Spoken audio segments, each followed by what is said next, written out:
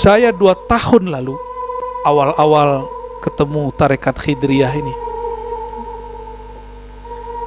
dengan berkat bimbingan Maulana Abati, kemudian mengalami pengalaman rohani yang beragam. Salah satunya bermimpi bertemu Dajjal dalam antara jaga dan tidak jaga. Berhadap-hadapan dia dengan Al-Imam Al-Mahdi, tapi dia nggak sanggup memandang mata Al-Mahdi. Setahun setelah itu saya baru tahu lakopnya, gelarnya Al-Mahdi adalah Ainullah, matanya Allah. Kalau coba-coba Dajjal lihat mata dia, beres dia langsung, ya. Jadi antum gak usah khawatir. Ya khawatir sih ya, tapi innallaha ma'ana kan, seperti kabar ketika kepada Abu Bakar As-Siddiq. Saya sudah lihat dan sudah tidak ada belenggu di tangan dan kakinya. Kalau sudah nggak ada belenggu gimana? Berarti udah lepas. Kalau sudah lepas, tunggu keluar. 2 tahun saya tahan itu. Setelah beliau mengatakan, ceritakan, baru saya ceritakan.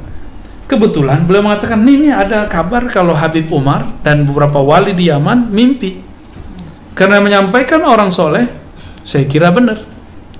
Ya, maka tanpa itu pun saya nggak ada urusan. Itu cuma syawahid dalam ilmu dalil. Saya hanya menceritakan mimpi saya. Kebetulan kalau emang sama dengan mimpi Habib Umar, alhamdulillah. Jika tidak, saya minta maaf sudah menyebut nama beliau. Ya. Kemudian ada yang mengatakan, oh itu bukan uslub. Oh berarti ini masih akal-akalan antum.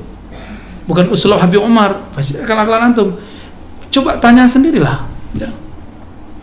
Benar nggak? Saya kan dapat kabar. Kita dapat kabar. Ya, saya waktu itu karena masih asik dengan ahwal rohani itu, melupakan kaidah ilmu hadis yang selama ini saya terapkan. Ya, mencurigai semua berita. Ya, karena yang menyampaikan orang soleh, saya percaya aja. Saya sampaikan. Tapi teman-teman, jika seandainya mimpi itu tidak benar, tapi pesan Habib Umar itu benar, untuk membaca Al-Kahf. Ya. Tadi pun sebelum kesini saya putar lagi YouTube-nya, bahwa Habib Umar benar-benar berpesan untuk membaca 10 ayat awal dan akhir. Ada 3 riwayat, awal, akhir, dan 3 awal pertama. Tapi guru kita punya yang ketiga. Sir surat Al-Kahfi ada di ayat terakhir. Ya. Apa ayat terakhirnya? Ya.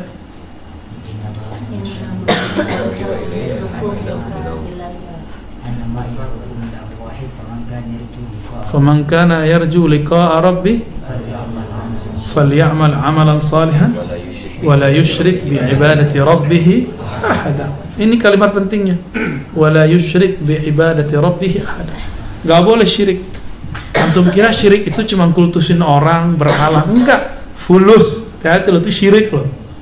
Rusak karena fulus, ente musyrik. Rusak karena ego, ente sudah mengilahkan egonya. Nah, jadi jangan kemudian karena masalah gesekan-gesekan sedikit kita kacau ya. Baik. Jadi seandainya nanti kita tunggu nih, kan ada murid Habib Umar juga di sini, Sidi Musa, ada beberapa kan yang sudah ketemu. Saya ketemu cuma di muktamar ya. Tapi ana muhibbu. Saya sangat cinta dengan beliau dan sangat ta'zim dengan Al Habib Umar. Ya. Kalau ada yang dapat berita yang lebih sahih, silakan kabari saya. Nanti kita revisi. Ya. Kan dalam kaidah usul fikih dan usulul hadis, jika ada yang menetapkan, ada kabar yang menafikan, yang didulukan yang mana? Al-musbit muqaddam ala nafi. Yang positif lebih didahulukan daripada yang negatif. Karena bisa jadi misalnya nih, antum nggak dengar, aneh dengar. Siapa yang benar? Beri yang dengar dong, gitu.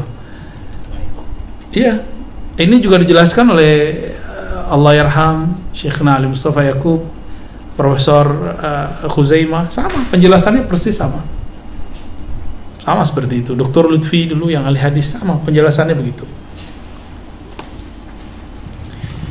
Jadi seandainya itu tidak benar, saya hanya bercerita tentang pengalaman rohani. Ya, dan antum tidak ada kewajiban mempercayainya. Ya, itu cuma busyra, lahumul busyra fil hayatid dunya. Ya, la tabqa minal mubasyarat ila ru'ya salihah. Tidak tersisa dari kamat, ya, daripada nubuah kecuali ru'ya. Semoga itu ru'ya salihah. Ya, karena penciriannya nggak bisa lupa. Kayak kita masuk ke alam lain, kayak kita hidup di alam itu, seperti saya duduk kayak sama kalian ini. Seperti itu, nggak jauh beda. Bedanya beda dimensi aja. Dan nggak berlebihan kok. Ya, mengingatkan ini nggak berlebihan. Kenapa? Jangankan Ar-Razi yang jahil ini, Sayyidina Nuh dan nabi-nabi setelah Nabi Nuh, kulluhum anzara qaumah.